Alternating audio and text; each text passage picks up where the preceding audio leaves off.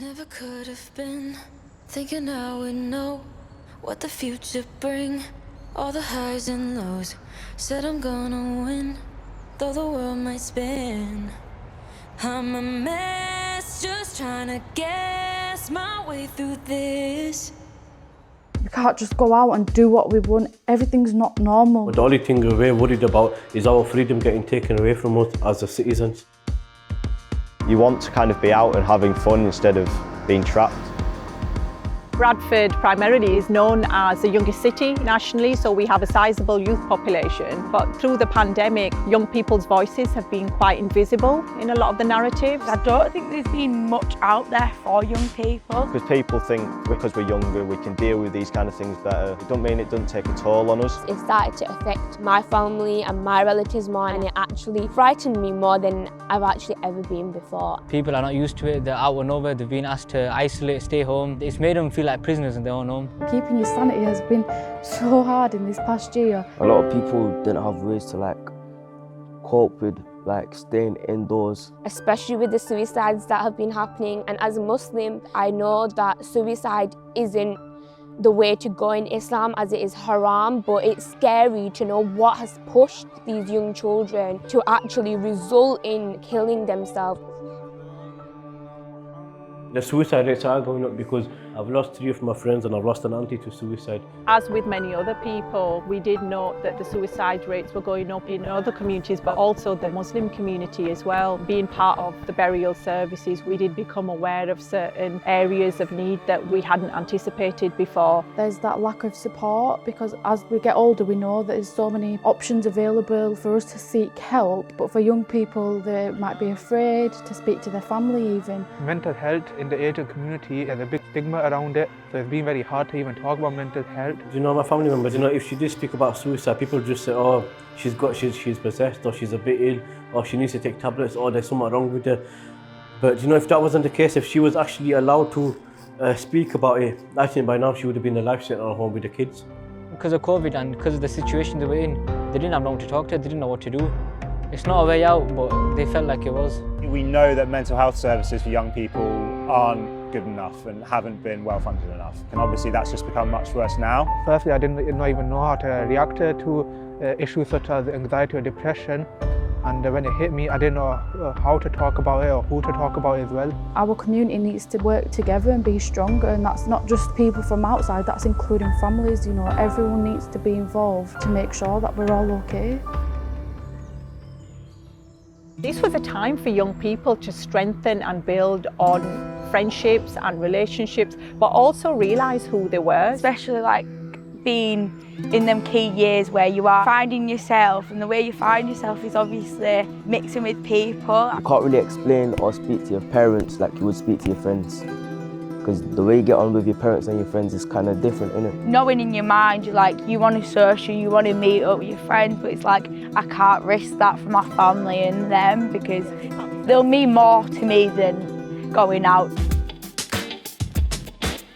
COVID-19 has actually helped make my bonds in my family quite strong. I can now relate to my family more. I know a lot more stuff about what my family's hobbies are. Yeah, I just learned how to do some cooking. My mum taught me how to do some more cooking. My diet's really changed within COVID because I've stopped eating takeout. I started cooking food on my own and it made a really big impact on me. Fitness has really been a big thing and kind of what saved me during lockdown actually, because if I didn't do exercise like workouts or running, I kind of would be doing nothing. It was the least I could do because even running across the field with the boots, without nobody else even there, it's just that feeling.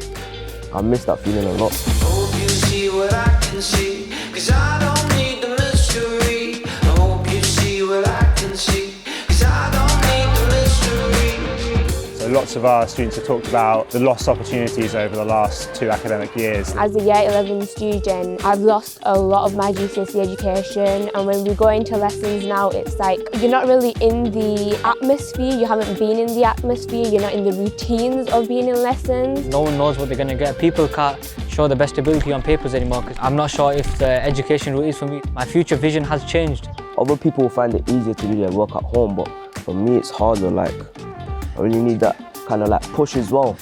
And sometimes my parents can't give me that, so I come into school help especially. For me, there's been a lot of support because I've been part of youth clubs, video calls with my friends, with my families, my cousins. But what about those who don't have phones? What about those who don't have family members that they speak to? And the only get out is school. With other people like me, I don't really have a console, so I don't be able to play it all the time with my friends.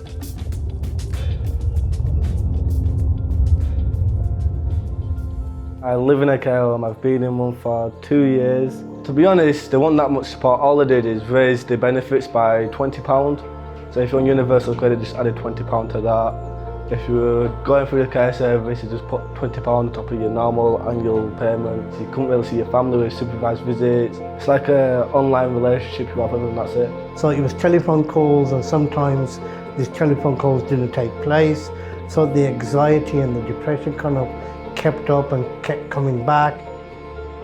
The only person I know that got COVID is one of the people that care after me, and he got it really bad, which stopped him from coming down. He was there obviously a main character for mental health, and obviously he took us out and did stuff with us, but obviously since he had COVID, we had to stay in for like 2 weeks till he had it, till he got rid of it.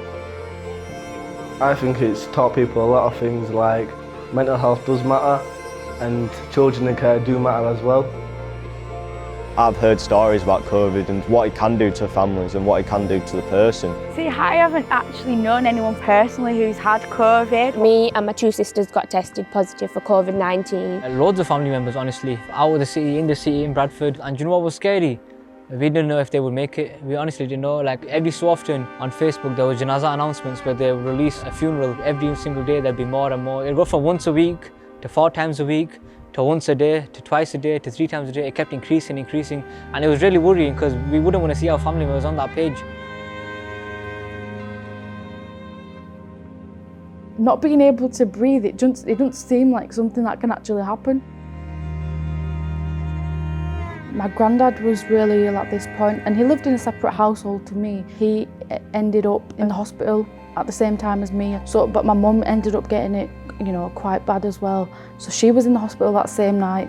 So my granddad in the room next to mine, all of a sudden I can hear my mum outside the door. I'm like, what is going on? And I'm screaming, Mum, Mum. At this point they'd put the ventilator on me. A doctor from the ICU came to see me, and she told me that they're going to put me in a coma for about 8 weeks. The doctor, she was holding my hand and she was really upset, and I could see her eyes tearing up. And I just said to her, I just want to see my mum and dad, and one last time, even if it does mean that I do die after this, I don't care, just please let me see them one more time. The ground had lifted beneath me, I was floating. What is actually happening to me? The worst point was Miriam being in hospital, and then my father passing away. And then I couldn't tell her. The reason I couldn't tell her is, one, she was alone there, obviously no visitors. Emotionally, you need that support when somebody passes away. The night my dad passed away, I just had it in me where I wanted Miriam to actually see my dad. I said to my sister, I said, shall I FaceTime her? I don't want her to say, I never got to see my granddad, before he passed away. And she answered, and she seen her granddad, and I said to my dad, I said, look, my dad, it's Miriam. And he couldn't obviously speak much, and neither could I, but we were just giving each other that eye contact, and he put his hand up at me and he just smiled, and I was like, Inshallah, Baba, you're going to be fine, I'm going to be fine, we both go home together. She was watching him, and they'd put it down, and then a few hours later, my dad just passed away. A week later, a tough week later, I came home. I've come downstairs and we just sat down, and it's still Ramadan, and my dad said, I need to tell you something. I was like, what do you need to tell me? And he said, I did want to tell you before, but I couldn't have, because I didn't know how you'd take it. But yeah, Baba, because that's what I call my granddad, he's passed away. And when he told me that, I was like, no, it's not real. What are you saying? No, that can't happen, How is my granddad not here no more? I've been praying for him to come home, and I've been doing dua for him, and you're telling me he's not here no more. How is that real, Dad? How can you say that to me? And it was the biggest shock to my system, and I didn't you know, like when death, I've never really experienced close death apart from my uncle, but I was there when it was happening to him. I saw him pass away. I was there at his funeral. It felt real, but with my granddad, I was still thinking he's alive.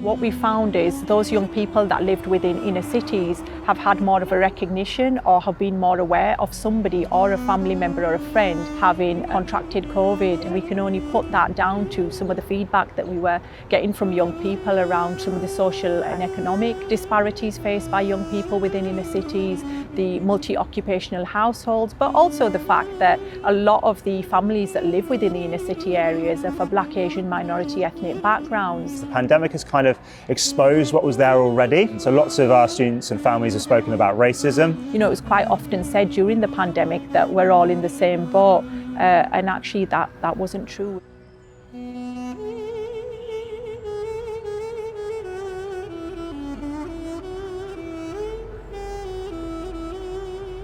Where do we go from here is a very interesting question, actually. In terms of post-recovery, that means putting into place the support that young people have been requesting, whether that's around mental health support, whether that is the shortfall in opportunities for young people, both educationally when it comes to employment. The voice of young people need to be involved in the plans for recovery as well. Listen to young people and give them the opportunity to put forward their proposals and their ideas. And it's not about people in white collars sitting down on a table and making decisions on their behalf. So it's important that that ownership is embedded in young people and they feel like they are part of the process. That for us is about now service providers and the city taking into account what's been said and planning for post-recovery. As we rebuild, that is really, really crucial.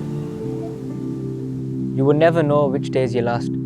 Especially throughout COVID, people were passing away left, right and centre. It was honestly scary. And I'm grateful for everything that he's taught me.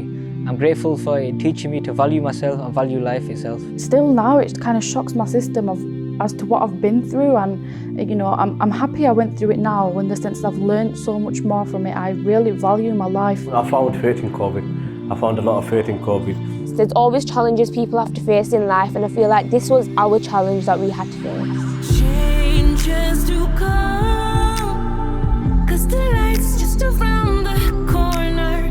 Life must go on. I won't kill